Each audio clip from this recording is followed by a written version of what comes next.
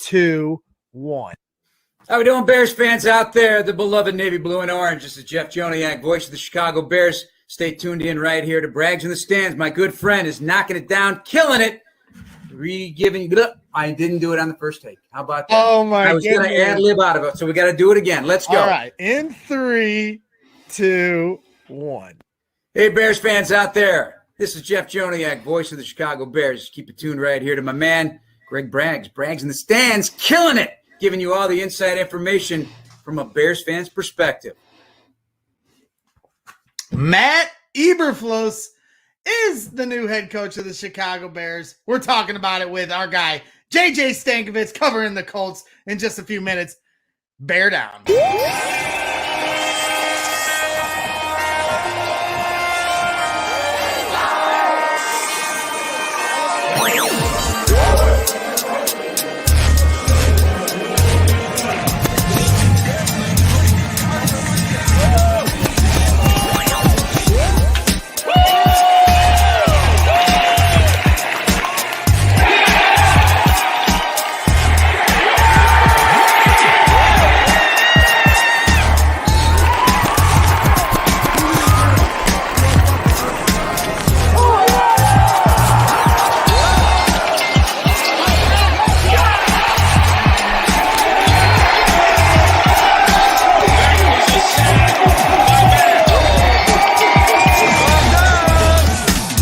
With the Bears, they started this new tradition last year where they celebrate their wins the correct way. Waddle and Sylvie, ESPN 1000, don't miss it.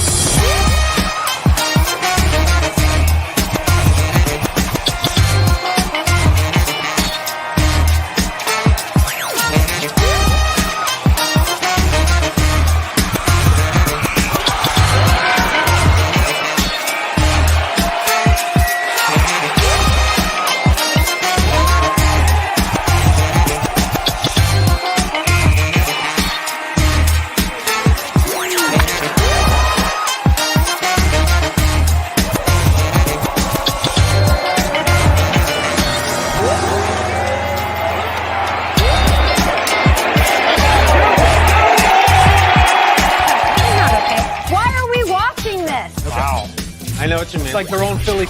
Okay. Okay, I think what it is. We shouldn't be showing this. Am I crazy?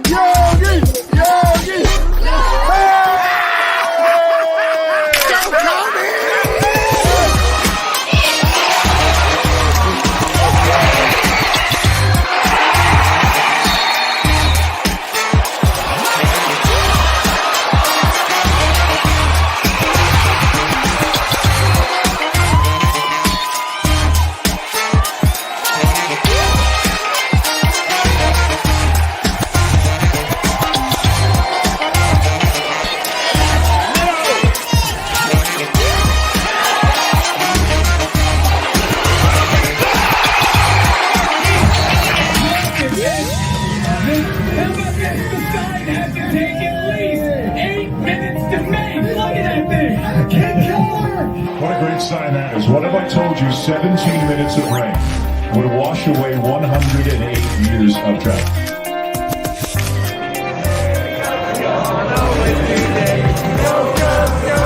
Do you see this team growing into the team that you were in 2005? Great class, everybody.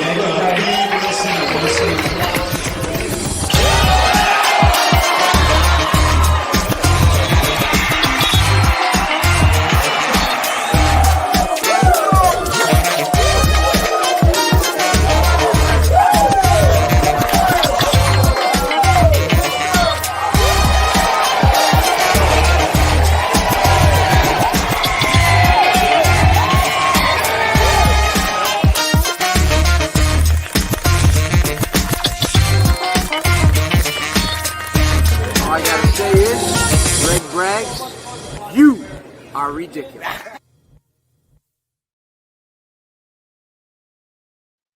There it is, folks. We finally get the answers we've been waiting for a few weeks now, since they announced Matt Nagy and Ryan Pace would no longer be here. Ryan Poles is the GM, and Matt Eberflus is the new head coach of your Chicago Bears, and we're going to get right into it. Joining the show once again is my guy, Jordan Silveira. He did a great job here on the offseason, our 2 shows that we've done. Jordan, we're going to get your thoughts here as we roam through this, but we're going to bring in our guy, JJ Stankevitz from the Indianapolis Colts here right away because a lot of interview requests, of course, with being a writer. He left us Chicago Bears in the dust here the last year, and he got to cover a pretty exciting Indianapolis Colts team, doing a great job over there, and was nice enough to come on here on Brags in the Stands and give his thoughts on this newly acquired head coach of the Chicago Bears and former defensive coordinator of the Indianapolis Colts. How we doing today, JJ? And thank you so much for coming on such short notice. Hey, listen, any excuse I have to come back on Brags in the Stands, sign me up. I am right there. I took a shower. I am ready to go for this. And hey, I also think that Chicago kind of won the trade. If it's me coming here and Matt Eberflus coming to you guys, you guys won that trade in a landslide. Let's be honest. Well, I don't know about that. You know me, I'm partial to you, JJ, so I probably would have kept JJ. But certainly.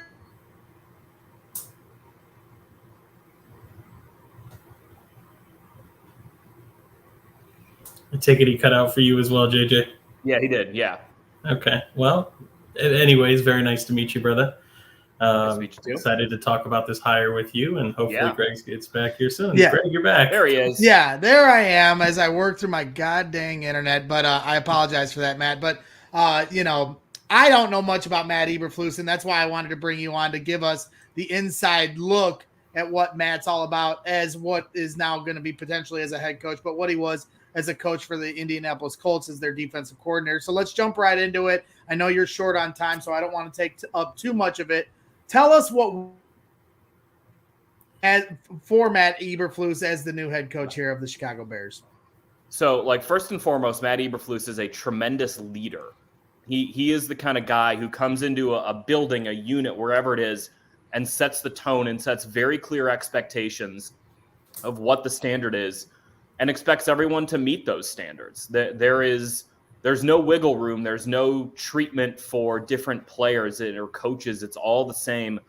And you look at the results that the Colts have had on defense in the last 4 years. They've been top 10 in scoring defense 3 of the 4 years. The only year they weren't was the year that Andrew Luck retired right before the season started. They've been top 10 in takeaways 4 consecutive years, which is really hard to do. But that's because Matt Eberflus preaches hustle and guys flying to the ball and stripping it out, which Darius Leonard is the best at doing since Charles Tillman.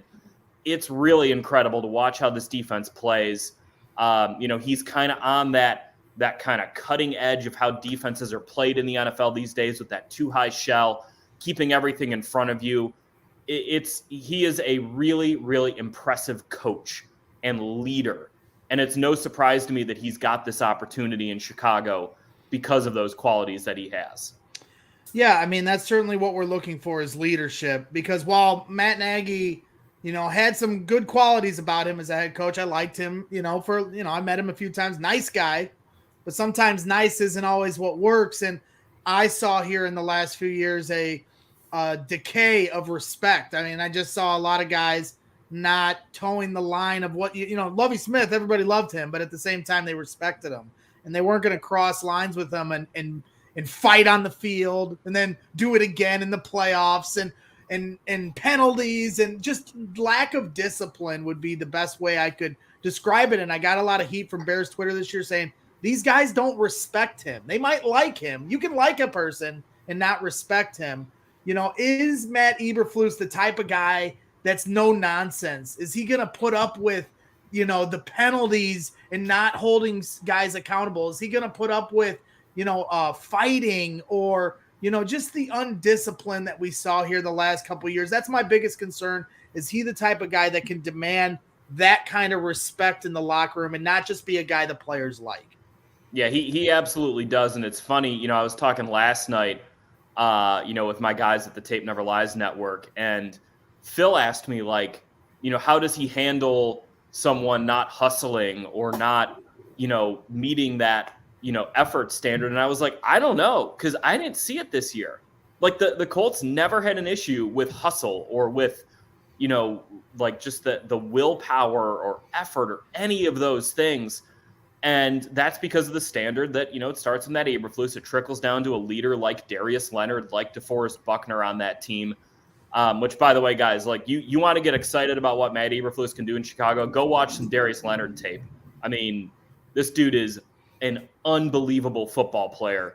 And the kind of guy who, if you're thinking about, how can Matt Eberflus impact this roster? Well, Matt Eberflus is a linebacker guy going back to his days working with Sean Lee in Dallas and Darius Leonard in Indianapolis. And I don't know, I'm pretty sure you guys got a pretty good linebacker over there in Chicago. So, that's a pretty neat thing to think about. But, just on a bigger picture level, like there is no wiggle room for loafs. There is no wiggle room for not giving it 100%. Players like him, but mostly players respect him. And that is probably the most important thing here. Okay, and I got one more question, and then I'll kick it over to Jordan because he certainly is the more analytical one of the two of us. I'm the fan, I'm the doofus in the stands, but he certainly You're not has a lot doofus, of. Greg. You're not a doofus. Well, I am on Twitter when I'm not laying bricks. So my other huge question is how's he going to be able to fill a coaching staff? You see a guy like Jim Caldwell or Dan Quinn. They have a reputation. They've been in the league for a long time. You can trust. You've seen what Dan Quinn's coaching staffs looked like in Atlanta. They were a home run, and a lot of people thought Dan Quinn was going to be the head coach. But with Matt Eberflus, we don't really know what his connections are to the league. How confident are you that he'll be able to fill a quality coaching staff around him? Because my biggest concern with a defensive hire was that, I'm looking at Justin Fields and the development carrying on and him becoming a top-line quarterback. We just saw this weekend what it takes to beat the Chiefs or the Bills. And at the end of the day, that's who you got to get through to win a Super Bowl. So I need a solid offensive coordinator, offensive mind paired with Matt Eberflus for me to really feel like this was a home run hire. How confident are you that he'll be able to fill that role and also the other coaches around that? Yeah, really, really confident in that, Greg, because, look, Matt Eberflus wouldn't have got a second interview in both Chicago and Jacksonville if he didn't have a good plan for how to surround a quarterback with the right coaches. You got Trevor Lawrence in Jacksonville, Justin Fields in Chicago. I think he's probably got a pretty good plan for that, whatever it may be. But the other thing is, you think about his influences, the people who have influenced Matt Eberflus over his career. Started his career with Gary Pinkel at Toledo, followed Gary to Mizzou, a guy, I'm biased. I think Gary Pinkel's a great coach. I was at Mizzou for a couple of years where Matt Eberflus is the defensive coordinator.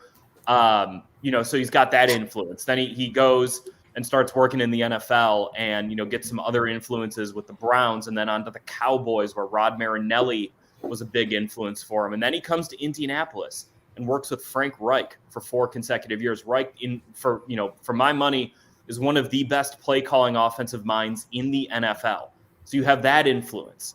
Now coming to Chicago, I think he can draw on all those different influences and the players he's seen and the coaches he's worked with and the front office staff he's interacted with to put together what, I would expect to be a pretty robust plan for how to get the offense off the ground, for how to surround Justin Fields with the best possible coaching staff to make him the best possible quarterback. That sounds good. Jordan, what do you got for JJ? JJ, this is Jordan Silveira. He's a really talented football mind that just gotten to know here in the last couple months. Well, what can I not say? I think JJ's done a great job breaking down Matt Eberflus.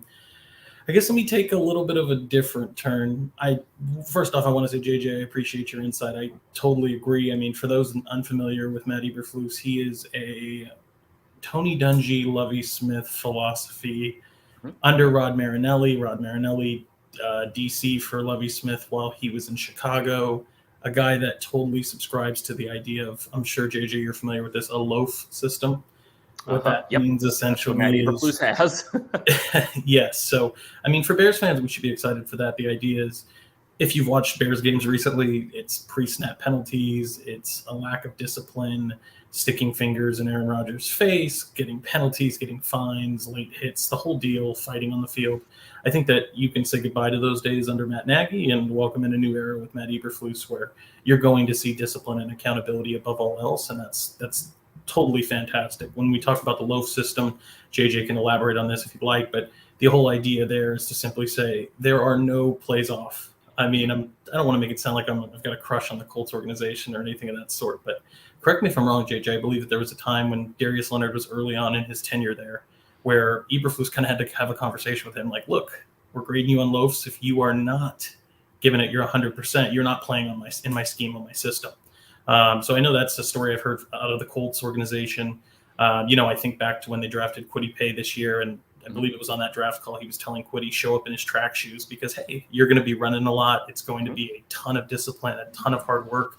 If you want to make this team, if you want to be on my scheme and my roster, on my starting depth chart, you are going to bust your ass. Excuse my language, but that's just the case. So I think that there's a lot of positives there. Admittedly, I'm going to be a little bit of a downer here. I don't think it's a sexy hire. I am a little bit, I will say I'm a little underwhelmed and disappointed. And the reason for that is I think that the Bears, by all accounts, you have every single candidate available to you. Brian Dable, Dan Quinn, Brian Flores, Matt Eberflus, Byron Leftwich, you name it. And for them to end up with Matt Eberflus, again, I don't have any issue with Matt Eberflus other than I think it's a matter of comfortability. The reality is, I think if you're the Chicago Bears, if you're looking for comfort, we don't grow in comfort. We don't get drastic change when you're comfortable. Well, the one thing I'll push back on you and I think Matt Mahalski brings up a good point in the chat, and I'd throw this to you, JJ, and your thoughts on it. I mean, you covered the Chicago Bears for a long time, and now you're with the Colts, so you have a good opinion when it comes to this. Are you surprised that the Bears and George McCaskey and Ted Phillips went back to first-timers as their GM and their head coach, as they did with Ryan Pace and Matt Nagy on their first turnaround? A lot of teams will do the opposite of what they did when it failed the last time, but they seem to be going back to the well of two guys that are, you just kind of have to hope it works out. Are you surprised that they did that with first-time hires with Matt Eberflus and Ryan Poles? No, and just knowing what I know about Eberflus, I mean, all right, yeah, he's a first-timer, but, like a lot of defensive coaches who work for offensive-minded head coaches, the defense is his. And you're kind of the head coach for half of the team, essentially. So, no, I don't think it's a surprise. And the thing I want to just kind of add about Eberflus and just give you guys something to go kind of sink your teeth into about him. Go watch our Week 3 game against the Tennessee Titans. It's a game that we lost, but watch the defense against Derrick Henry in that game. Derrick Henry was healthy at that point, and I think he still got over 100 yards, but it took him a lot of carries to get there because our defense was flying to the football. Darius Leonard was playing on one ankle, and he was still, go and field the boundary to go get a hit on Derrick Henry and be the, seventh guy in a pile. Like, that's just how Matt Eberflus operates his defense and how he wants them to play. So, from that standpoint, I don't know about first-time coach or whatever it might be with him, but I think he's got a lot of the qualities you're looking for in a head coach, in that CEO-type head coach who can kind of bring a top-down culture and philosophy to an organization. He's got those qualities. Yeah, absolutely. I mean, I'm certainly looking forward to it. As I said before they made any hire, I refuse to be negative about this, so, everybody has their different opinions. I'm not an analyst. That's not what this show is all about. Jordan certainly has a more informed opinion than someone like me. I don't do the research. I go to the games. I pull my camera out. I record what I see. I come on here, talk a bunch of bullshit with guys like you, JJ. I'm not the type that's going to do the deep dive. I'm going to let other people do that work. I stay in my fan lane. I like to be the fan in the stands. And, so I refuse to be negative about this. I spent the last 2 years crying about Matt Nagy, and I refuse to be negative about this until I get a reason not to. How quickly do you think, knowing what you know about the Bears and now knowing who they've hired in their GM and head coach, do you think this is a rebuild situation? Because I know a lot of Bears fans aren't going to have the patience for that when you have Justin Fields, here as the quarterback. We want to win I want to win next year. So I hear some people saying it needs to be ripped from the ground up, and I totally understand where people are coming from when you look at that Chiefs-Bills game and understand how far away we really are. But at the same time, the Niners won, and they didn't even score an offensive touchdown. So I can see it both ways. How do you see it when it comes to the Bears? Do they need to rebuild and rip this from the ground up? like Theo Epstein did with the Cubs? Or is this something they can, patchwork and find their way to be a competitive football team next year? Greg, I'm going to be honest with you. I have no idea. I paid very little attention to the Bears this year. They're in a different conference. We didn't play them. You gave up on us. Kind of all in on covering the team that I'm at here in Indianapolis. So I can't sit here and give you an answer. I think the answer is I don't know. And we have to realize as a society, sometimes it's okay to say I don't know. I'm not going to sit here and kind of BS something without a lot of information on it. So I'm just going to say I don't know. That's a fair, and you know what? I respect you for saying that because, a lot of people, as you said, refuse to go that route. They want to try to be the expert, and I'm certainly no expert. I make no bones about that. I'm proud of that. I don't want to, if I'm an expert, then everybody's going to hold my feet to the fire and takes. If I'm just an idiot, they'll be like, well, Greg doesn't know what he's talking about. And it's much easier that way when I'm wrong. But no, I really appreciate it. Jordan, we're really running short on time. JJ's getting ready to do some other interviews here. Was this your first interview of the day? Yeah. Did I get the honor of this, JJ? You did. You're the leadoff man here, and you did not strike out like Ian Happ strikes out so many times when he leads off. So congrats. Well, I'll give about more like Kenny Lofton. Hey, from look, the who doesn't strike out much when he leads off is Tim Anderson, buddy. Okay. Oh, okay. All right. We'll do the Sox. We'll do the Sox swerve. I was gonna throw a shout out to my region guy Kenny Lofton, who was one of my favorite leadoff guys of all time. But Jordan, do you have any questions here for JJ before we cut him loose? That are more of a deep dive than anything I can bring to the table, and then we'll send JJ off into the sunset. Absolutely. And JJ, by the way, I really appreciate your insight on this. I think it's great to hear from a Colts writer, somebody that understands the team. I guess a quick question I'd have for you is, I study the Bears. I don't spend a ton of time on the Colts. Who are some defensive free agents or just general pieces on the Colts that you think maybe Eberflus would take with him? I know T.Y., I believe, is a free agent. We need a receiver, so maybe that's a look. But maybe even defensive guys to fit that scheme? It's a good question. We don't have a ton of free agents coming up this year. Just off the top of my head on defense, Al-Qadim Muhammad and Kamoko Toure are both going to be free agents. They're both defensive ends. Xavier Rhodes is going to be a free agent. A couple other, more depth-oriented pieces. But the big guys on this defense, right? So you're talking about Darius Leonard, Kenny Moore II, DeForest Buckner. Those guys are all, they're on long-term contract extensions. So I wouldn't get your hopes up about 53 coming to Chicago with Flus. But I got to be honest, I'm more of a Kenny Moore guy, best slot in the league, and yes, I know he blocked. Yeah. There you go. Kenny Moore is awesome, such a good football player. But yeah, you can't have him. He's here. Have you heard, because there was certainly a chance the Bears were going to do the double down with the Colts and hire a GM from the Colts organization, and that ended up not working out. We ended up hiring Ryan Poles from the Kansas City Chiefs. In your experience, talking with different people around league circles, is there any kind of information you have on Ryan Poles or feeling he is as a GM?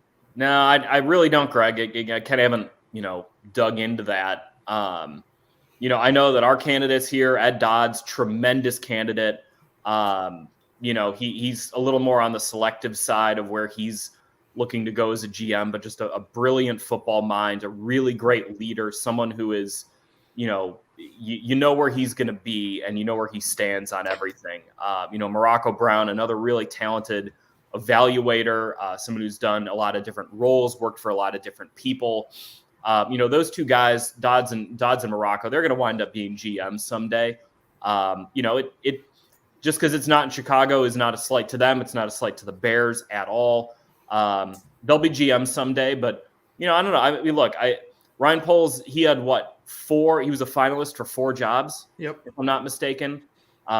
So look, I don't need to talk to anyone around league circles to know that's pretty impressive if you're getting that many second interviews. Sure. Especially when they're limited amount of, it's not like 15 right. coach, GM spots available. Right.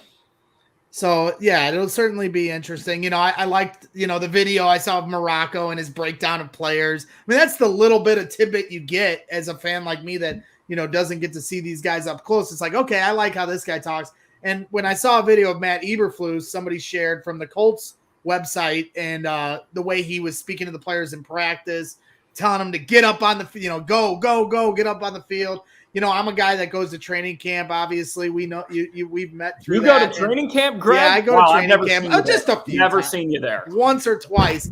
And, the way Lovey carried it, you see the difference in the different ways coaches carry themselves. And so you could just see how he spoke to the players there. So that gives me a sign of encouragement. At the end of the day, I kind of have to see him in a Bears, jacket on the sidelines at training camp at Hallis Hall to really get a gauge of how he's going to be as a head coach. But I'm certainly excited about it. There's no reason to be negative at this point at all. We've got our GM and our head coach. Bears fans beggars can't be choosers. We all wanted Matt Nagy and Ryan Pace gone. We got it. And now we get to see what the, Poles Eberflus era has to say. So, the big news I got in trouble with, JJ, I don't know if you caught this on Twitter, was, George was walking through O'Hare with Ryan Poles. And I know you've, had a lot of interactions with George. What'd you think of the George ensemble? He's dressed like Braggs in the stands. He's got the shoelaces and the shoe. And, you obviously with Jim Irsay know about, owners that are certainly passionate about their team. And, it just struck me as kind of funny when he's pulling up. I like that he picked him up from the airport, but I, made a joke about how he's dressed up like me walking to the game through South Lot with his jacket and the shoelaces, I think, were what put it over the top. I like the jacket. The jacket was solid, but the Kmart specials on his feet, I was like, come on, George, you ain't got anything nicer than that, but that's just who George is. What are your thoughts on George McCaskey's ensemble there? Yeah.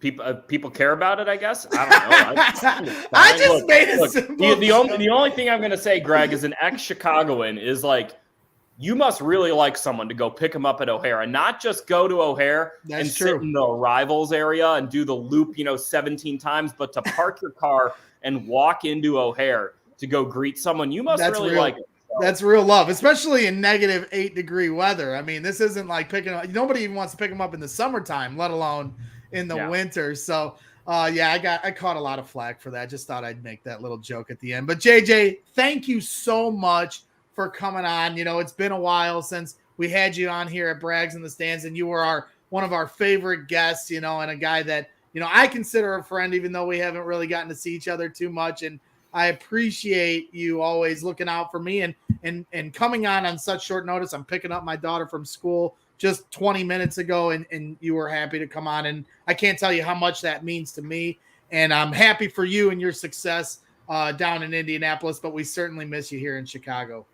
Yeah, miss you guys too, and really happy that we had an excuse to have me back on the show, because I love coming on your show, Greg. And I always have admired your passion and your positivity, just as a fan. I've said it a couple times, like, you're one of the best fans I've ever interacted with. So shout out to you, and keep up the good work.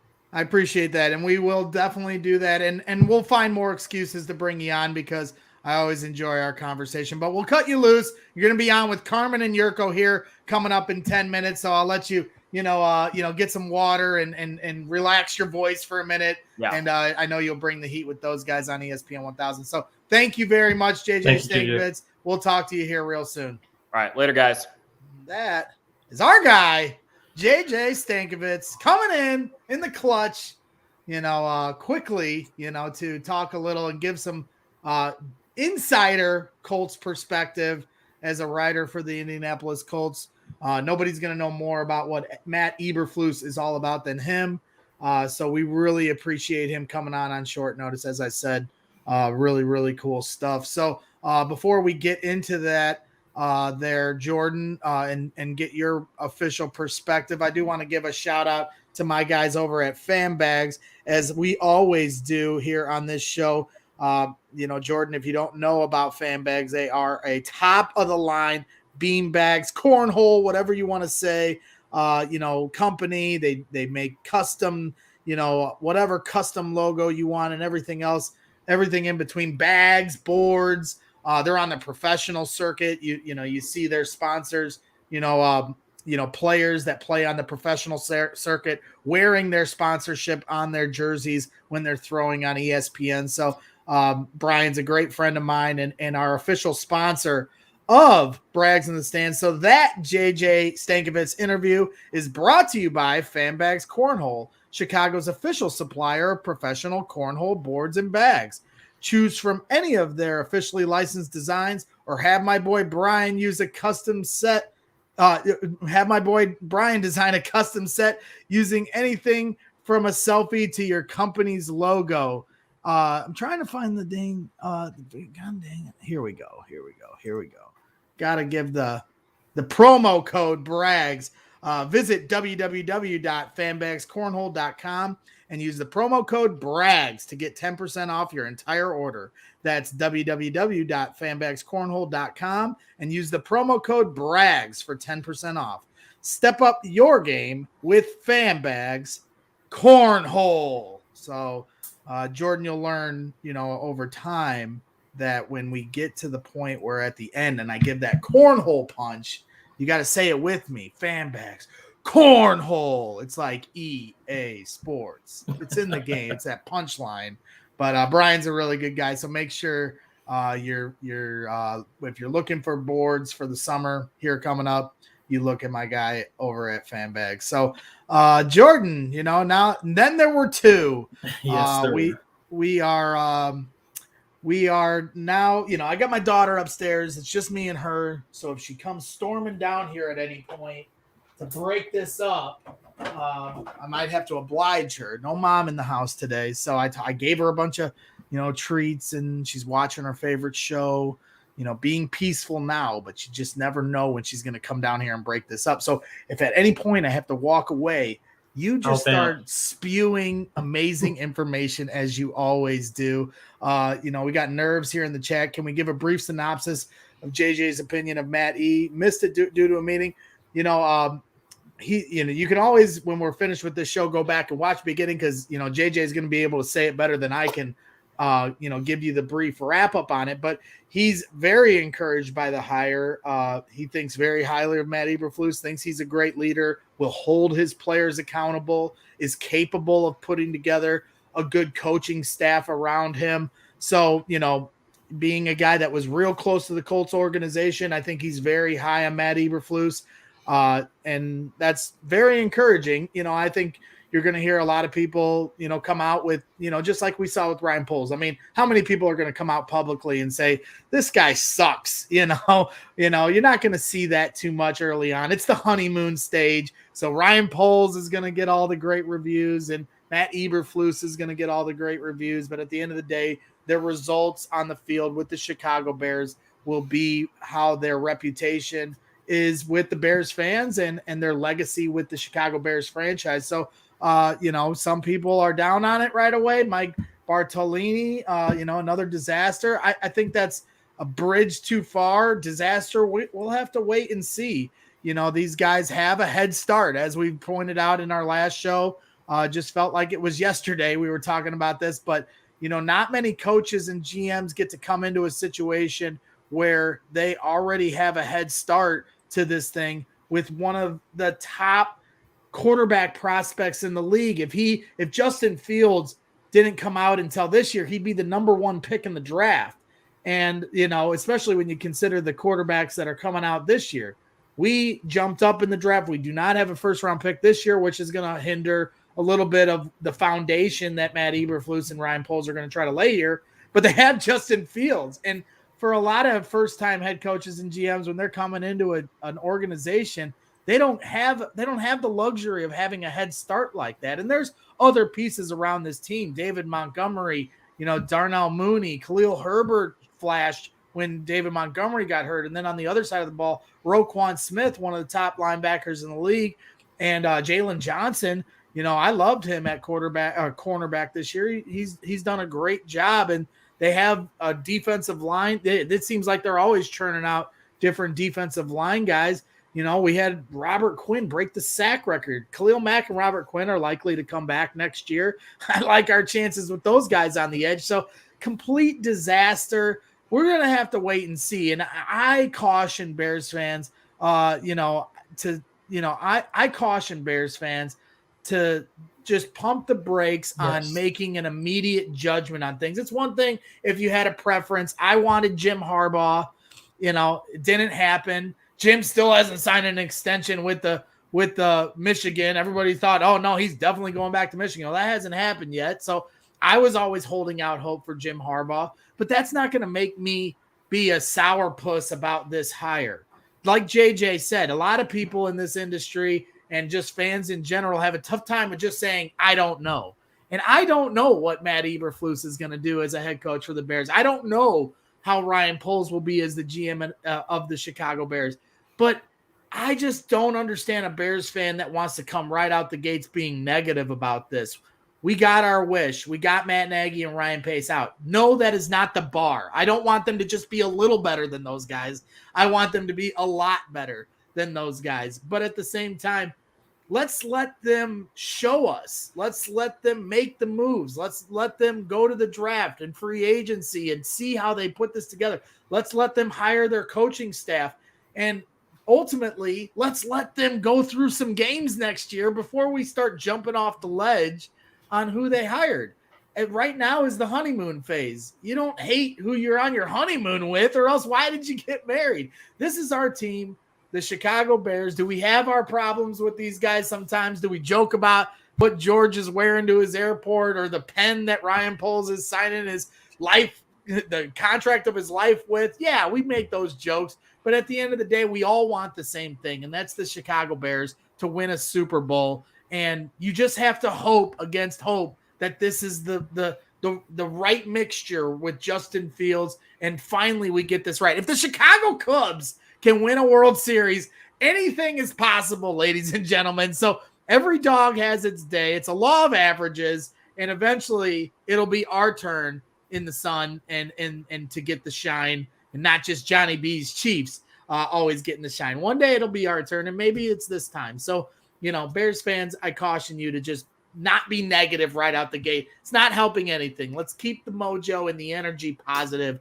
and that's what we do here on Brags on the Stands. Jordan, we got some of your initial thoughts when we had JJ on, but why don't you elaborate a little bit more? Because, as we've talked here through this offseason and the last show when we were talking about the hire of Ryan Poles, we started to kind of talk about some of the different coaching options. But now that we know that it's Matt Eberflus, why don't you elaborate on, your opinion of Matt Eberflus and what you're encouraged about, or if you want to go the other way and the things that give you some cause of concern.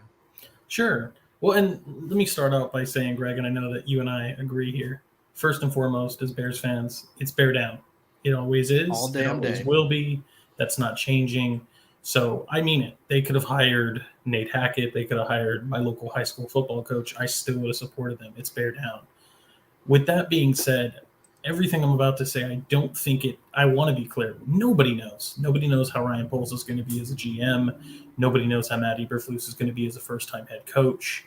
All we can do is try to project philosophy, their past, where they've been linked to, things to possibly expect. But the real honest answer, and it's not always fun to hear, is we have to be patient. We have to wait. We have to see who are the draft picks. What does it look like they're doing? Who are they acquiring? Are we winning games? Is Matt Eberflus, maybe he's a great defensive guy, but when the pressure's on and it's a fourth down call, he makes the wrong decision, or he's throwing challenge flags at the wrong time. At the same time, he may be the next Bill Belichick with decision making, and or Mike Vrabel, where he's thinking 6 steps ahead. And so we won't know that. All I want to try to do is we can remain positive, but I want to kind of bring up some general thoughts of the process, because at the end of the day, we don't know the results. All we can do is focus on the process. The process concerns me, again, not because of Matt Eberflus. I think Matt Eberflus, if there's one thing, let me start on the positive. Why don't we? Because, Greg, I know that that's what you want to hear, and I'm with it. I agree. There's not a lot to gain from the negative. So when I think about the positives with Eberflus, I tend to think about the negatives with Nagy. I think about the pre-snap penalties. I think about the fighting with Anthony Miller and Wims. I think about all those undisciplined acts. And I think about Matt Eberflus and a guy who has literally a system dating back to the last time that we were successful as the Bears organization, back when Lovie Smith was here, back when Rod Marinelli was here. They have a Tony Dungy philosophy, and so does Eberflus, which is to say, hustle. There are no free plays. It has to be 100% all the time. If you don't want to subscribe to that, get the hell out of this organization. And it's just the way it is. That's why they literally have a system of loafing where, hey, a bad play, we're marking you as a loaf. It gets to a point where the whole team is expected to not have any loafs. And if anybody's loafing, then we're all paying the punishment. Everybody needs to be going 100% so we can count on each other. And if it's not, everybody's paying the punishment for it. And so I think that that's positive. I think that you're going to see a team that's prepared, that it pays attention to the details, that doesn't have foolish mistakes. And to be clear, you can be the most talented team in the world. I mean, look at the Bills. They were neck and neck with the Chiefs this weekend. And they had some blunders there, not kicking a squib kick at the end, those little tiny decisions that screw up your game. Look at the Cowboys. You know, a lot of people wanted Dan Quinn. Look at how many penalties they had that costed them. Everybody wants to focus on that final play, but the Cowboys had a lot of penalties, and that's on Dan Quinn's watch, and a lot of people here wanted Dan Quinn as that coach. Yeah, and I mean, so let's not discount that. I mean, I think when you look at even what he's done with some of the defensive pieces there, I mean, Darius Leonard, I know Bears fans love Roquan Smith, so do I. I have to be honest with you, though. Darius Leonard, career-wise, back-to-back, is a better player than Roquan right now. That's not to say that Roquan can't be better, but if Eberflus is the guy leading the maniac, Darius Leonard, then what can he do with Roquan? I think Bears fans need to be aware that the defense is going to change. It's going to likely move to a 4-3. That sounds a little scary, but I also think it includes a ton of great news. I mean, guys like Robert Quinn in the past have literally stated that they don't feel comfortable in a 3-4. I'm not interested in dropping back into coverage. I just want to pin my ears back and get after the quarterback and play run defense. And in a 4-3, that means that Khalil Mack and Robert Quinn get to line up as defensive ends. And a guy like Bilal Nichols makes sense to re-sign because he can be a 3-technique D tackle. And you can have your space eater, even like Kairos Tonga, as kind of that power space eater 1-technique D tackle. And so I think that you're looking at this defensive scheme and you should get excited. You're thinking about guys like Roquan, who admittedly, I actually think Roquan can still be the Mike linebacker. But if you're just trying to draw a stark comparison, you're looking at Roquan likely moving to the will linebacker position. If you're looking for examples of that, you can look to the Tampa Bay Buccaneers before they moved to the Todd Bowles system. Levante David routinely played the will position. Levante David's an all-pro linebacker.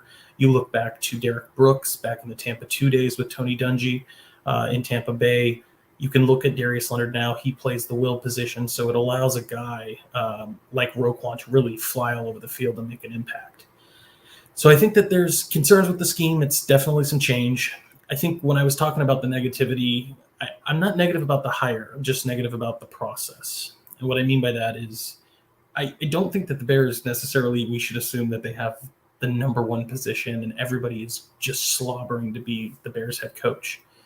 But outside of Nate Hackett, who just hired with Denver this morning, you had every other candidate available.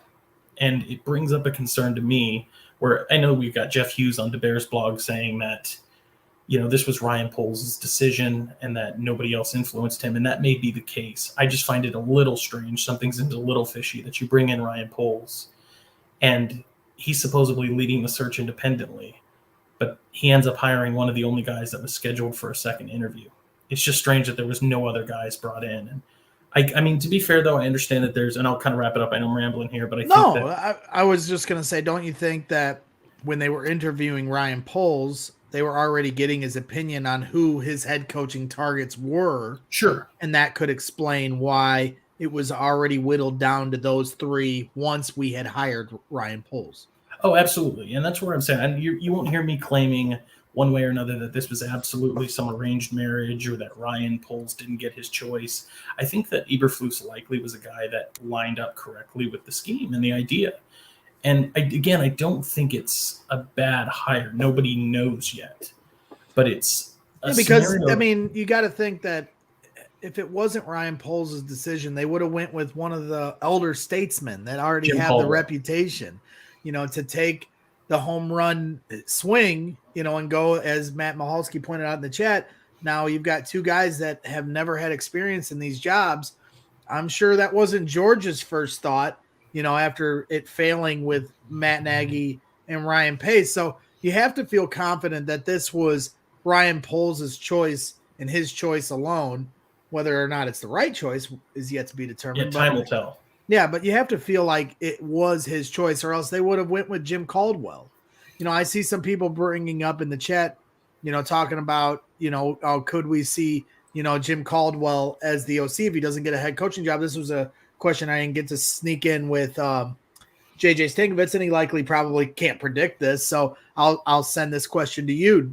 Can you see a scenario where Jim Caldwell becomes the offensive coordinator, someone that was a finalist for the head coaching spot, and a guy that obviously has a reputation in this league, but the thing that, like I said, I'm most concerned about is a stability in an offensive system, a guy that could potentially be our OC, and I wouldn't have to worry about him leaving the next year if everything works out and he turns Justin Fields into a superstar.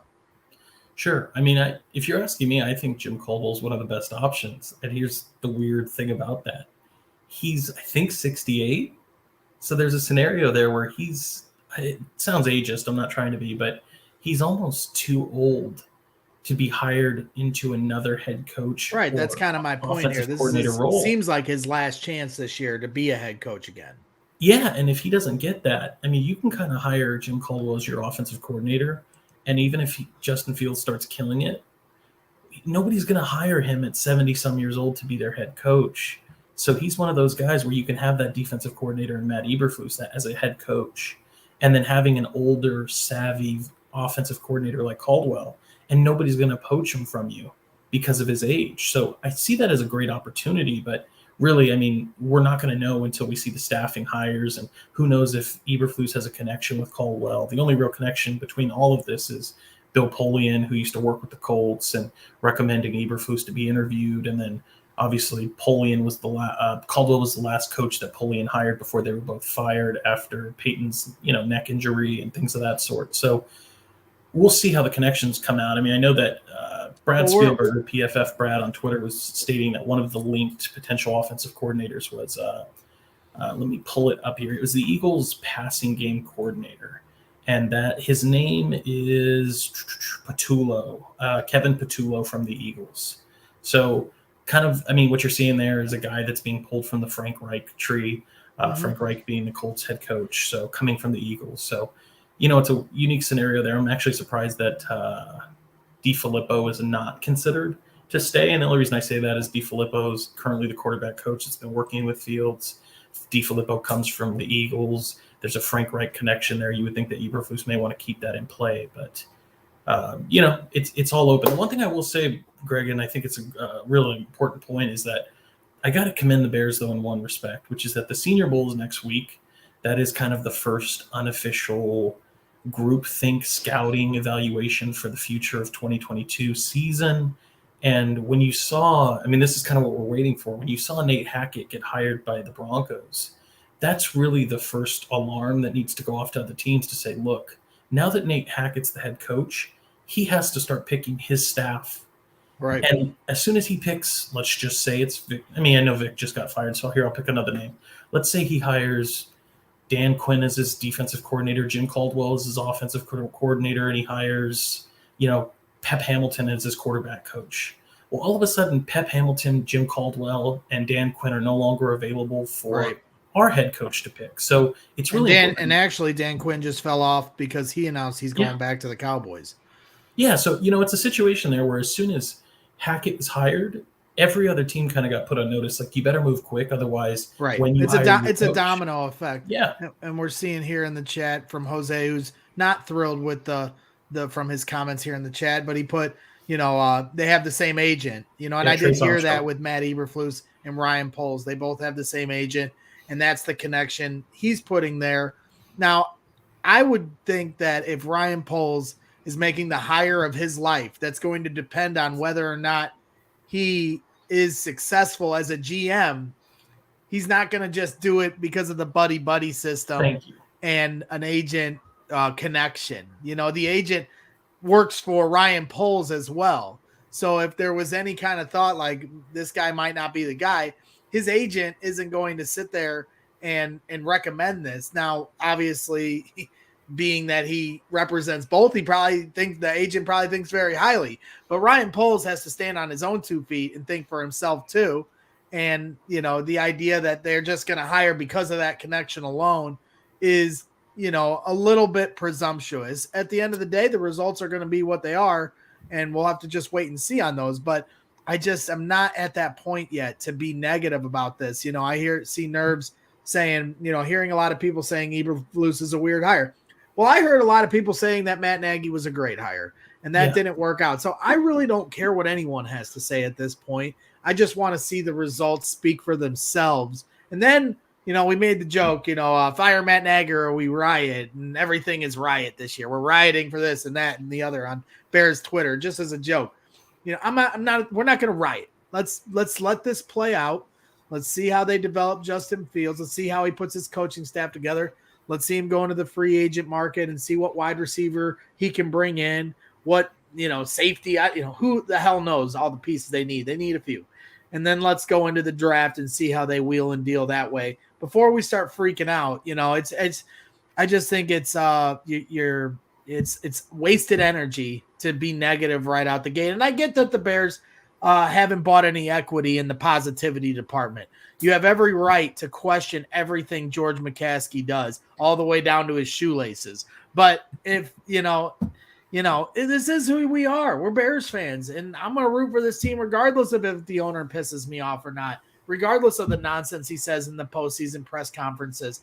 I'm going to root for this team long after George McCaskey leaves this earth. So, this is my team, and the ownership ain't changing. I get that you might not trust what's going on at Hallis Hall, but you just got to hope that they got lucky and they get it right. And, Sean McDermott, everyone thought that was a terrible hire for the Bills. Look at how the Bills are doing right now.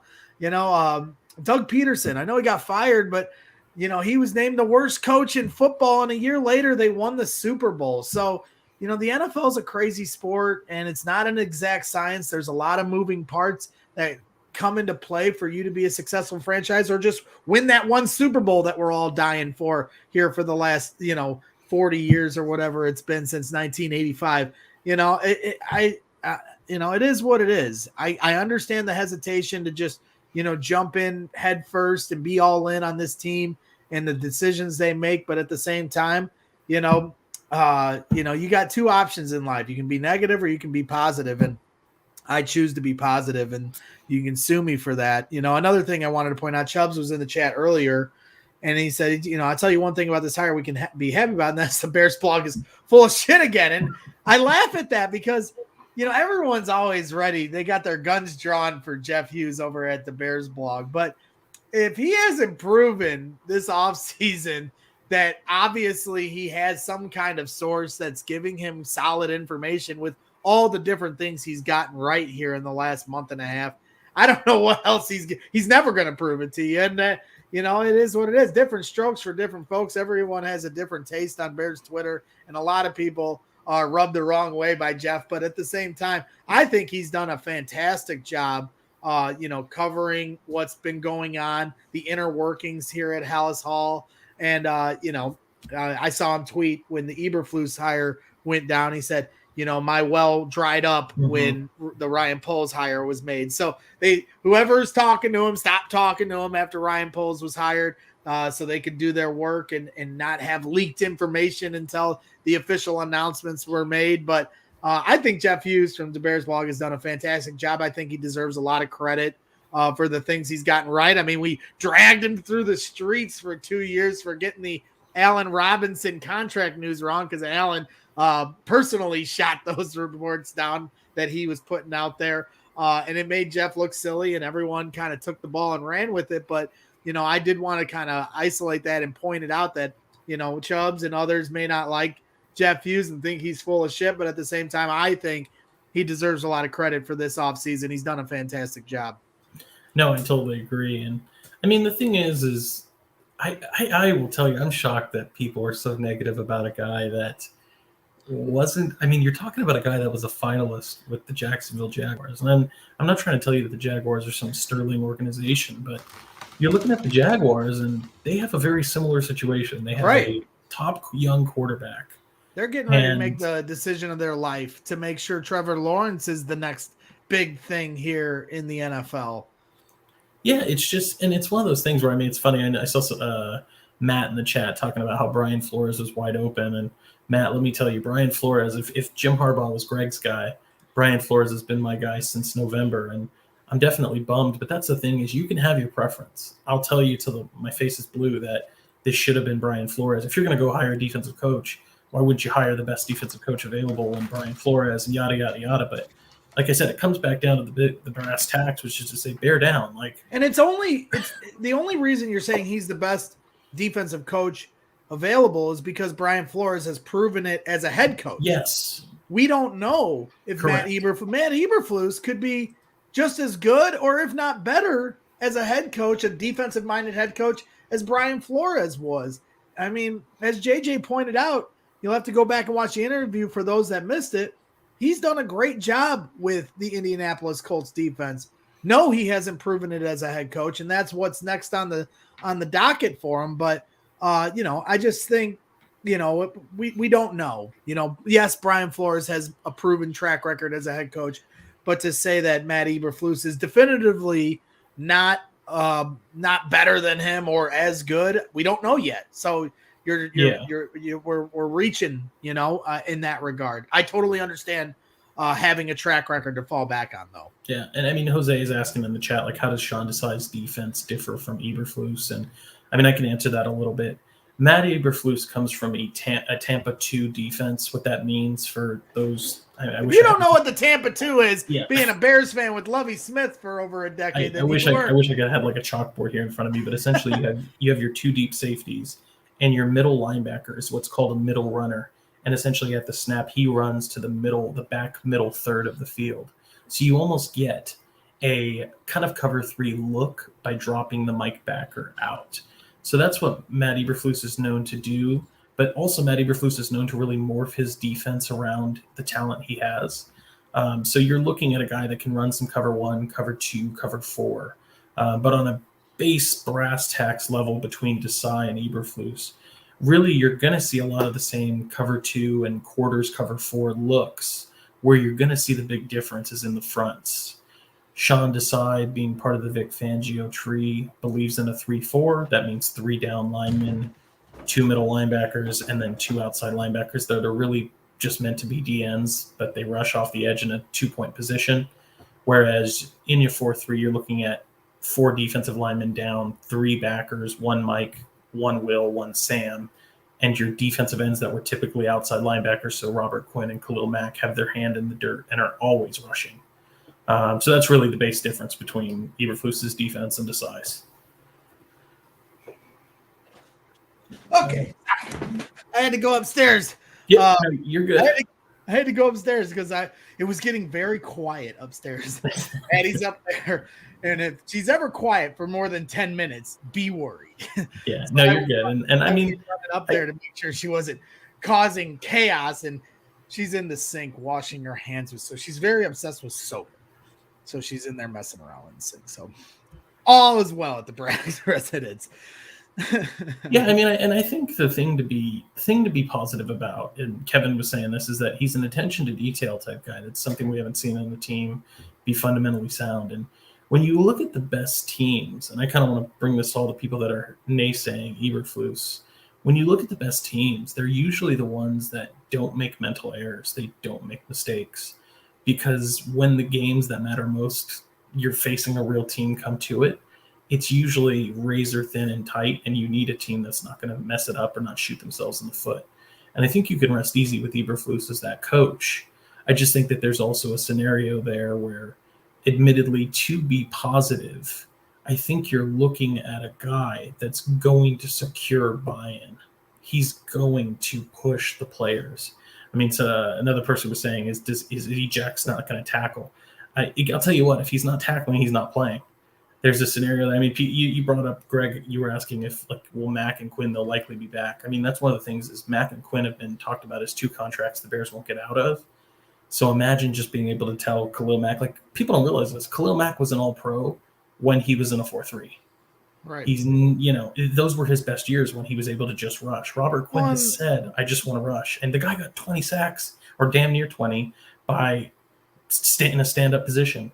Now just ask him to literally win on the other side of Khalil Mack. Like, it's going to stymie some of these top line offenses, you got to be able to have as many guys in coverage as you possibly can. I'm no film breakdown expert, like my guy Draft Dr. Phil, at the Tape Never Lies Network. I can only see this with my eyes, but any smart football mind will tell you if you only have to rush 4 and you can put everyone back in coverage, you give yourself a real good chance. And not only if you're only rushing 4, you're rushing 4 that are the likes of Khalil Mack and Robert Quinn on the edge and a couple big boys on the inside. Well, now you're cooking, I mean, who knows if, obviously Akeem Hicks probably won't be back next year, but now you're cooking.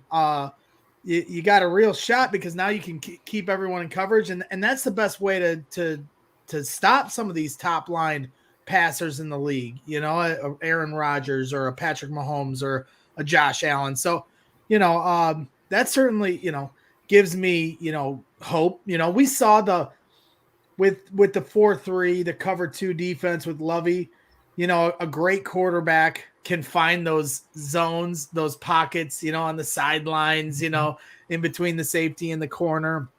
But the other thing I always learned with the cover 2, if it's ran well, is it's a very bend, not break defense. And in order to score on those kind of defenses, you got to really matriculate your way down the field. It takes, it used to Lovie Smith defense. It used to take 12, 14 plays for a team to score on the Bears defense. And when you're having to run that many plays to get into the end zone, you're eventually going to make a mistake, whether it's a tip pass or a fumble or it's a law of averages. The more plays you're running, the higher chance there's something's going to go wrong because the defense gets paid too. So, I don't think there's, it's not all gloom and doom to go back to a 4-3. Well, that's such a good point that you made, is because, it's something that came. I made one today. Let's mark it down. Well, the thing is nobody likes the name, but Aaron Rodgers, he actually had a great point when he was facing the Rams last year and talking about that Fangio defense. And I know we're not getting that Fangio defense, but it's the same concept. It's cover 2. It's 2 high shell, maybe some cover 4 where you have your 2 corners dropping deep as well as the safeties. And he talked about how so many teams failed against that defense because the idea is that it forces you to take what's easy, take what's given to you. And you get these offenses that are greedy, that want to take a chance, and that's when you get punished. And how Aaron said that he had such a good time working to beat it is he's like, you just got to stay patient.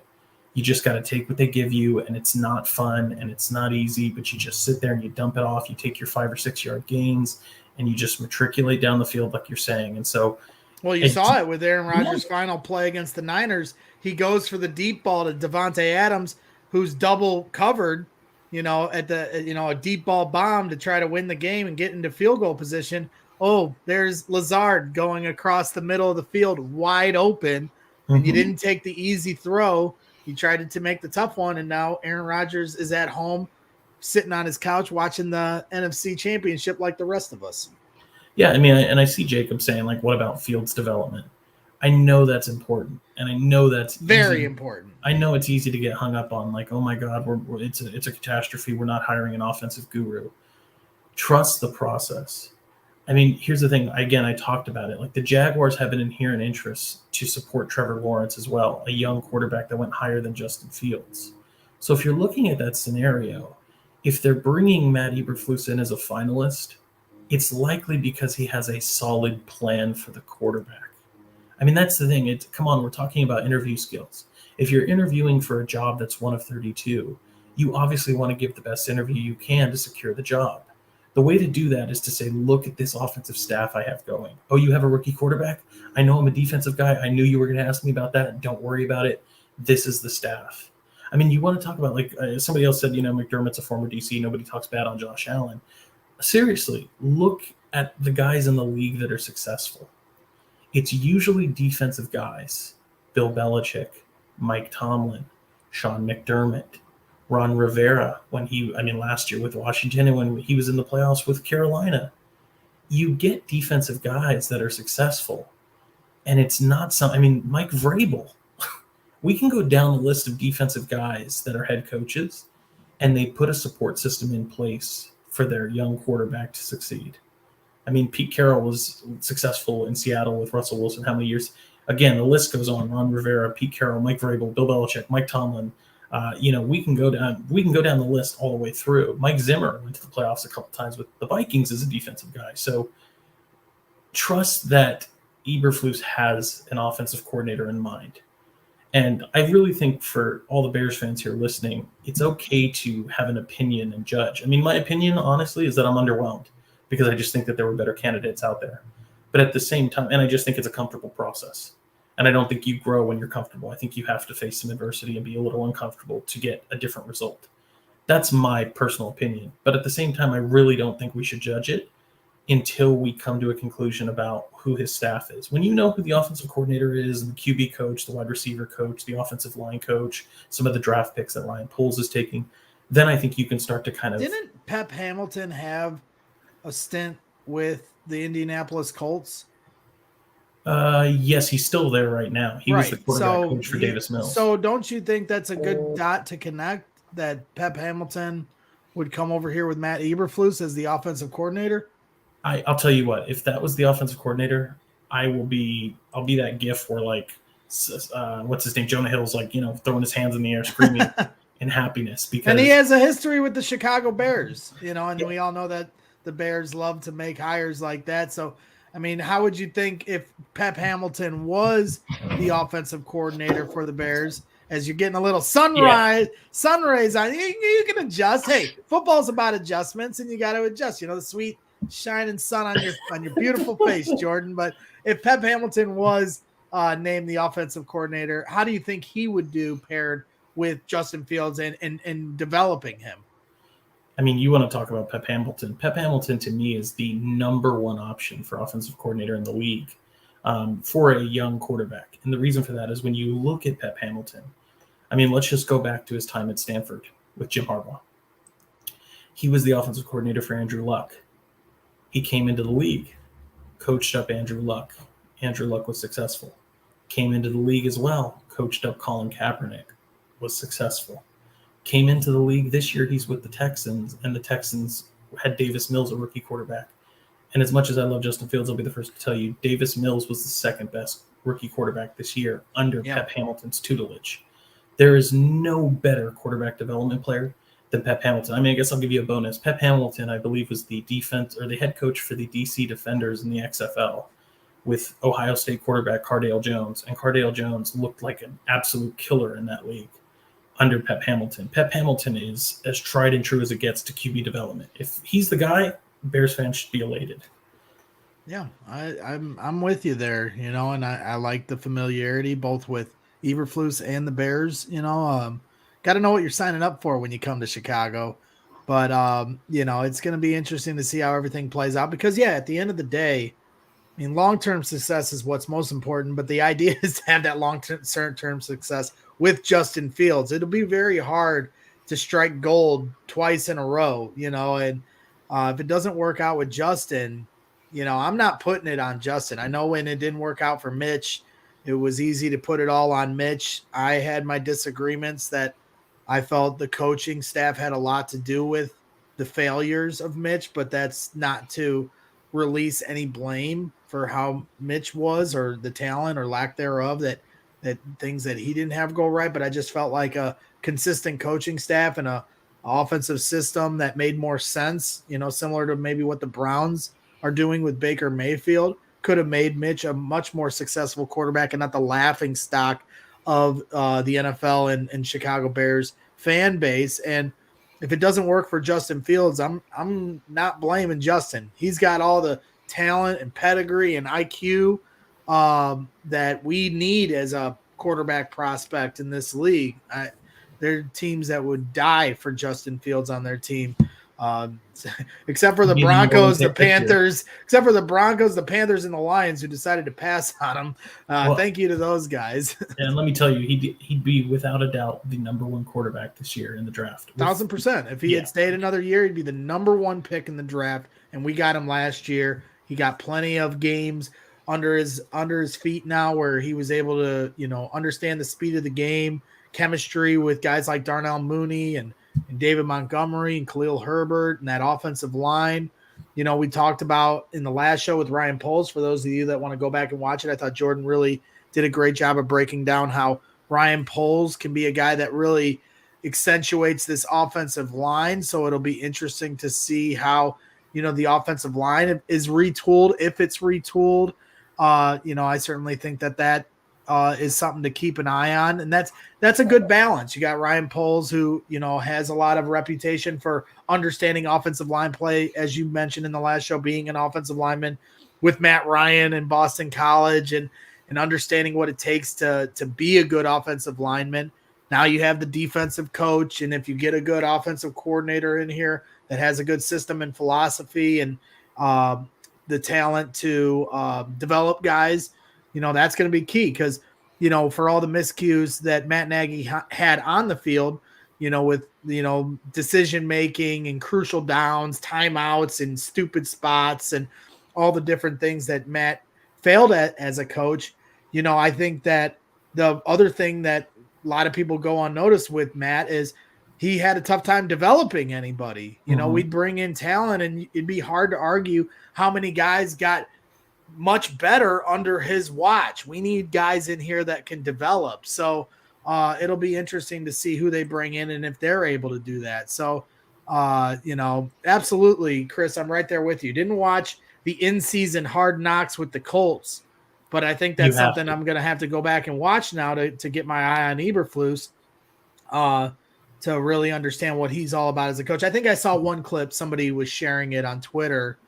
And, hey, first impressions are everything, but you see that clip, you're like, all right, this guy has the chops to do it. And as JJ Stankevitz pointed out in our earlier interview, and he did a fantastic job for those of you that want to go back and watch. But, I think that he is the type of guy that can demand leadership, and we're just going to have to wait and see. I mean, I'm not going to make any proclamations, crazy proclamations here without knowing much about these guys, but you can see it, but that's the very little information and video footage I have of this guy. We'll get plenty of it when I go to training camp here in 5 months or whatever it is at Hallis Hall, and then we'll really know what he's all about. But this is what we have to go off of.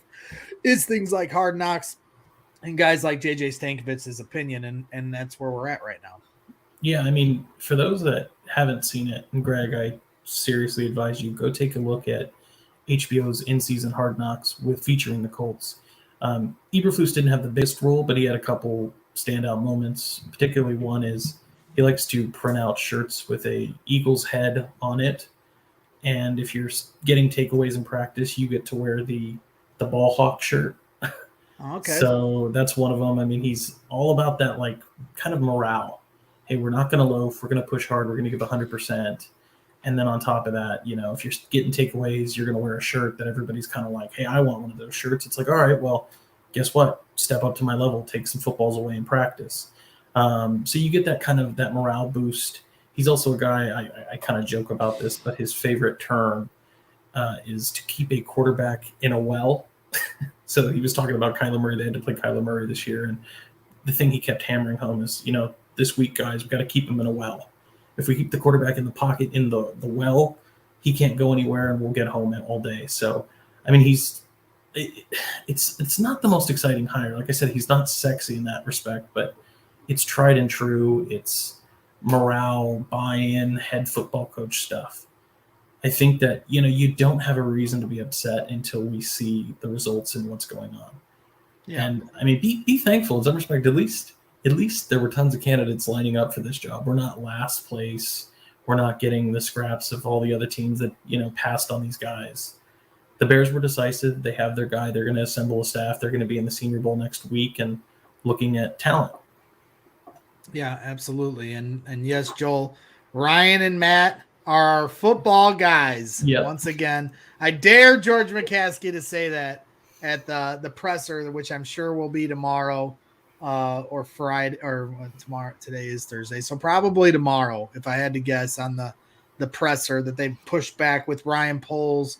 And now it will also be with Matt Eberflus. It would make a lot of sense for them to do it on Friday. If not, I think they'd wait till Monday, but that'd be quite a layoff before doing the official press conference. So I have to imagine that it'll be tomorrow at some point in the afternoon. Maybe we'll go live for it. Maybe we won't. Not really sure at this point. This all kind of came together quickly. I had to have anticipated it. Of course, it came right when I'm picking up my daughter from preschool, and I give JJ Stankevitz and Jordan here a text, and they both are willing to come on right away. And I appreciate both of you for that. Tonight I'm driving all the way to Iowa City to go see my boys, the Purdue Boilermakers, take on the Iowa Hawkeyes in basketball. So long drive. It'll be close to a 4-hour drive there and 4-hour drive home, but certainly looking forward to it. I've heard the Carver or whatever arena that the Hawkeyes play in is a pretty cool place to watch a basketball game. So I'm not working right now, so I'm able to do a few fun things that I wouldn't necessarily be able to do in the summertime. So yes, that's right, Matt Mahalski. Bear down all day, every day, and that's what we do here at Brags in the Stands. Jordan, any final thoughts here before I cut you loose? I think we've had a nice little roundtable chat. We had our guy JJ on, and you're always great at bringing the information. You hit the hat trick here with bringing it here on Brags in the Stands. And again, as I said the other day, I can't thank you enough for everything you've brought to the table with your insights, but also being able to come on in short notice. So any final thoughts or send-offs you want to give here with the hiring of Matt Eberflus for the Chicago Bears? Yeah, sure thing. I think Bears fans, you have every reason to be excited. I mean, look back to where we were at the end of last season with everybody knowing that there needed to be a change. The Bears completely cleaned house. And we now have a GM that was a finalist in 3 other organizations. If that doesn't speak highly of him, I don't know what does. And everybody else telling you just how awesome of a guy he is, to now a head coach that was a finalist in 2 different positions. And I mean, I can tell you Jacksonville's scrambling right now because they came to an agreement with Byron and then kind of backed out with the idea of potentially hiring Eberflus. You're getting a guy from the Colts organization. I mean, look at how that organization's run. I urge you to take a look at Hard Knocks this year on HBO featuring the Colts, because you can really see how a well-run organization functions. And Matt Eberflus is that guy. I mean, I'll make a little joke here, but Matt Eberflus's first call or thank you card needs to be sent to Josh McDaniels, because Josh McDaniels is the guy that brought him to Indy. And Chris Ballard saw enough, and Chris Ballard, a guy that everybody loves, saw enough in Matt Eberflus to say that we're going to keep him on staff. And if the new coach that we hire, which ended up being Frank Reich, likes Eberflus, he can stay. How funny is that? And Frank Reich liked Eberflus and he stayed. I mean, how many times speaks to who he is, because as you pointed out, not Frank Reich's guy, but proved that he would be. Yeah, absolutely. It's one of those things where how can we deny it? So I think there's a lot of reasons for optimism and hope and to be excited. And as always, it could be anybody. But if you're a Bears fan, it's bear down the whole time, and we'll be there to support the coach. And brighter days are ahead. They have to be. 100%. Got to agree with you there. Depending on my sleep, I'm probably getting home at 4 a.m. here tonight. So going to try to get some shut-eye when I get home tomorrow early in the morning. We'll see if I can maybe go live for the presser, and we'll bring you on. Maybe we'll see if Trey Tunes is available. I was going to hit him up, but everything was such short notice, just kind of wheeling and dealing here on Brags in the Stands. But again, Jordan, really appreciate all your time and your insights.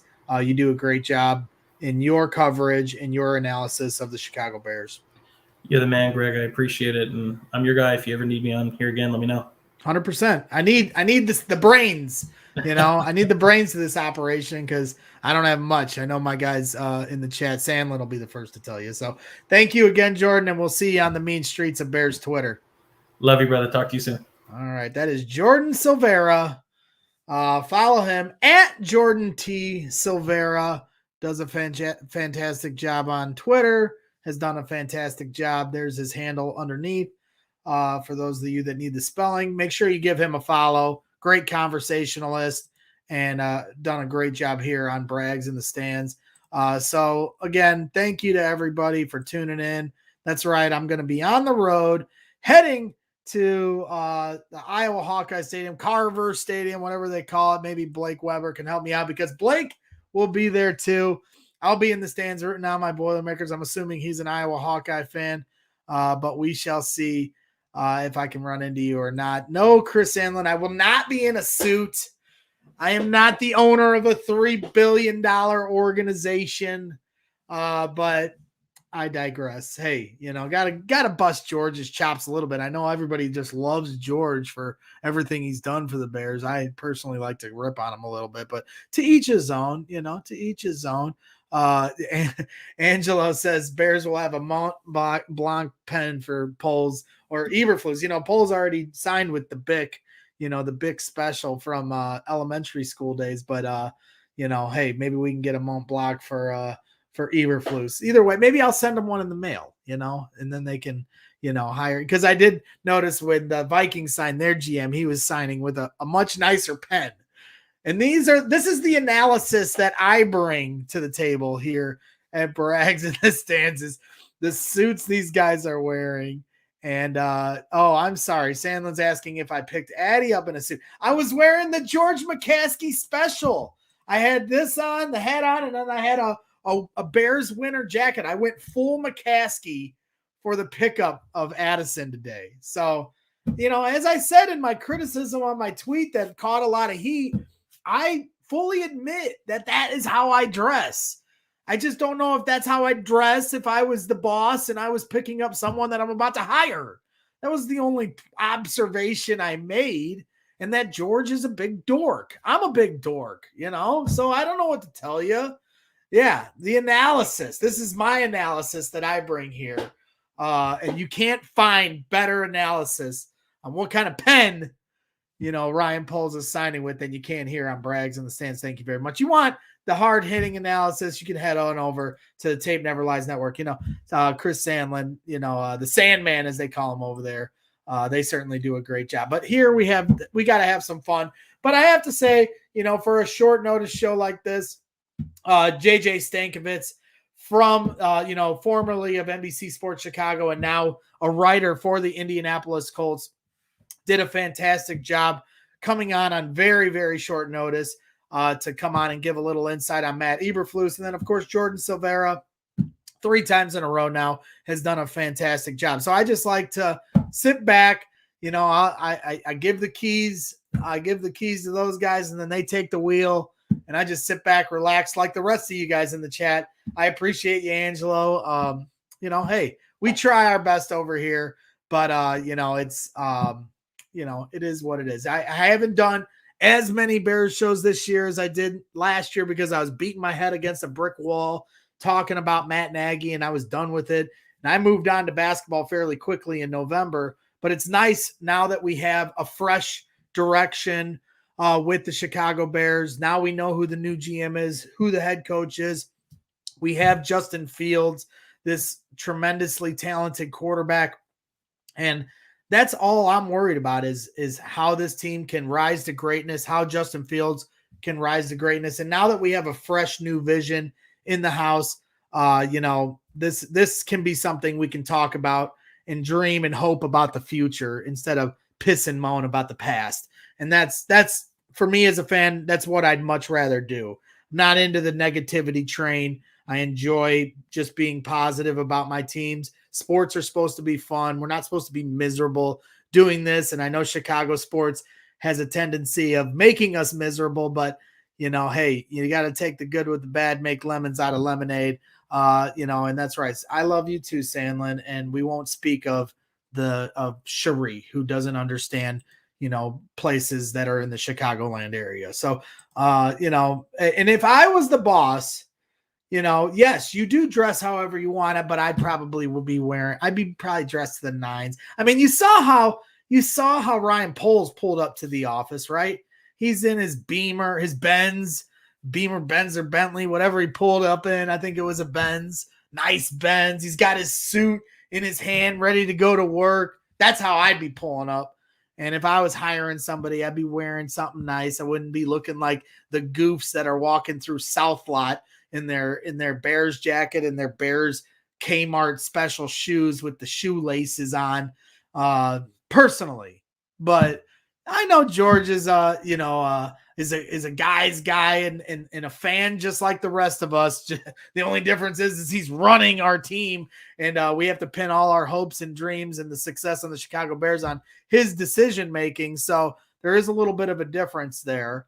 But yeah, if he ends up winning games and the Bears become a great franchise that wins Super Bowls and gets to multiple playoff appearances, and we will all love George for being the fan of the fans and a guy's guy in the South Lot hanging out. But until he does that, he's going to get criticism. And, hey, I'm not going to make no bones about it here at Brags in the Stands. I hope he got it right this time. I personally feel like, the culture is going to have a tough time completely changing until new ownership is under the Chicago Bears, and maybe that'll never happen. But and then if that's the case, I got to just hope George gets it right. We're stuck with this. I'm not leaving the Chicago Bears as a fan.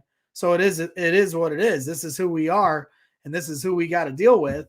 But, I have a high expectation for my teams, and I want the best for the Chicago Bears. So George McCaskey's been the owner for 11 years, and it has not been good enough, not by a long shot.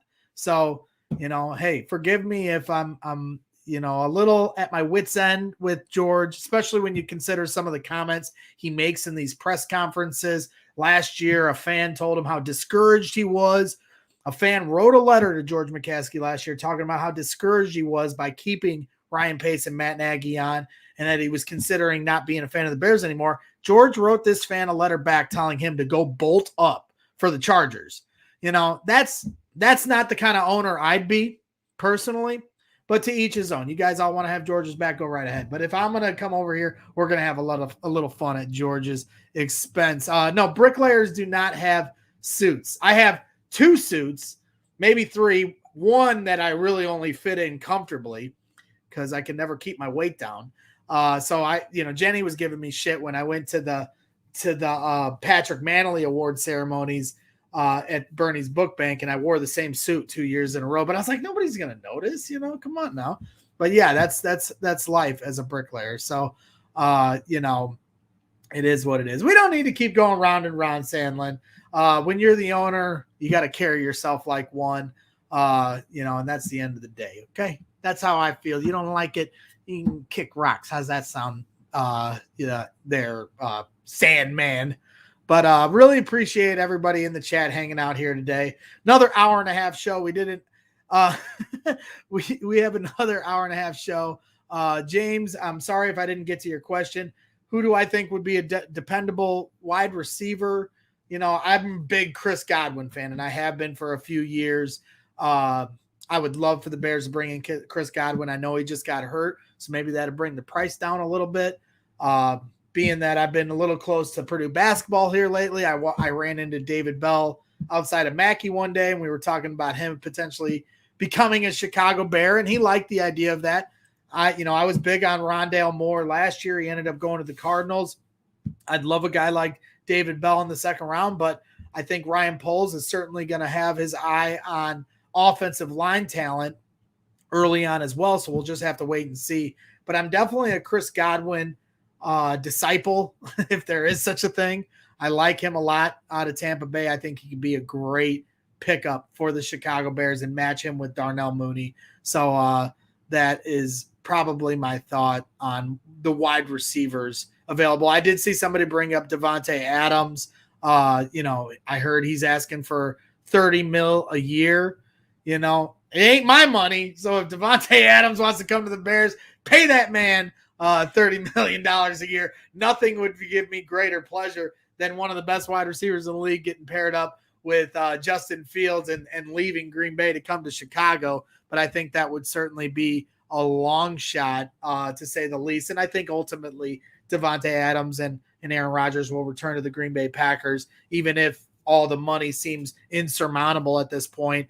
I think anybody would be crazy to think that they're not coming back to Green Bay. That's their best chance at winning a Super Bowl is there. So if Devontae's asking for $30 million a year right now, then I think that's just his way of trying to drive his price up as high as he possibly can, knowing that the Packers may not be able to get to that number. You're not going to start low. I mean, if you watch Entourage or any other, contract negotiation type of show, you got to start high in the bidding and then meet somewhere in the middle. So we'll have to wait and see, James, on that front. But Chris Godwin, I think, is more of a realistic and attainable wide receiver goal for the Chicago Bears. So those are things that we're going to get into as the offseason progresses. Maybe first day of free agency, we'll go live and talk about, because there's always so much action on that first day, or, obviously when the draft rolls around and the Bears start making some picks, we'll come on here and react to it. We'll bring Jordan Silveira on and talk about those things. But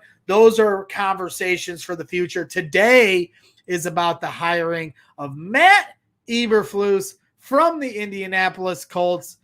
So we finally have our answer. It's Ryan Poles as the GM of our Chicago Bears, young GM at that, and Matt Eberflus, first-time head coach, first-time GM here in the city of Chicago. So hopefully it goes better than the last time we did this with Matt Nagy and Ryan Pace, who I felt like did raise the level of expectation for Bears fans in the city, because prior to them getting here, the Bears were dog shit, and they had a lot. The cupboard was bare, and now, we're talking bigger goals than just being competitive. Now we want to make the playoffs every year, or God forbid, win a Super Bowl. So I think the expectations have been raised, and now let's see if these guys can meet that next level of expectations. The Monsters of the Midway may be coming back here. The cover 2 is coming back as, as Jordan points out, it's going to be a cover 2 and a 4-3 defense. So those Lovie Smith disciples can take solace in that. Appreciate you, Tony. Got the Bears sweater. Got a couple more like this, but when it's the big days, this is when I wear the 9s. This is my George McCaskey special, so I appreciate it. It's a Mitchell and Ness special here. I got on the discount rack at Hallis Hall at training camp. They had like 4 of them, for a discounted rate, and I jumped on it right away. It was definitely a good buy. So again, I want to thank everyone in the chat once again for hanging out here. Another fun show here, last minute, quick second show, and want to thank Jordan Silveira for coming on once again on short notice. And then, of course, my guy, JJ Stankevitz, writer from the Indianapolis Colts, formerly of NBC Sports Chicago, a good friend of mine here through the media. He's always been very supportive in what I do, and I've always tried to support him as best I can. I was picking up my daughter when the news broke, and I texted him, and he immediately said, yeah, anything for you, man. I'll come on. What time do you need me? And can't tell you how much that means to me, JJ. And thank you once again. And for those of you that missed JJ Stankovitz's interview to start the show, I highly encourage you, as soon as I hit end on this show, to go back and watch the beginning and see his analysis on this, because there's nobody that's going to know more about Matt Eberflus than him. He was in the house in Indianapolis covering the Colts here for the last year, and he also covered the Chicago Bears for quite some time. So I think that's he was a perfect guy to bring on today and get his thoughts and insights. So glad we could make that work. So thank you. Safe travels. Hopefully the roads are safe and sound. No snow, luckily, for the long drive. And I'll be out watching Purdue versus the Iowa Hawkeyes in Iowa City here tonight. My first time making the trip out there for a basketball game. So really excited for that. Hoping Purdue can get the dub. But we shall see. Yes, now the wait is to see who the OC will be. And that'll be a big piece to this puzzle. And we shall wait and see. But flues all day long. Eberflus sounds like something out of Back to the Future that they use, for the flux capacitor, but now he's our head coach, and I'm just fine with that. So once again, guys, thank you very much. Stay tuned. Maybe we'll go live tomorrow for the presser if it's not too early. depending on my sleep schedule and everything else. But thanks for everybody for tuning in today. Keep on the lookout for more pop-up shows going forward or different announcements on different shows coming forward here in the future. Maybe we'll do one before the Super Bowl and things of that nature. So I kind of shoot from the hip here at Brags in the Stands. I don't make a schedule. I kind of work around my family schedule and the things that I do for fun. So appreciate everyone's patience and thanks again for everybody tuning in. And always, never forget this, always keep your head up and always bear the fuck down.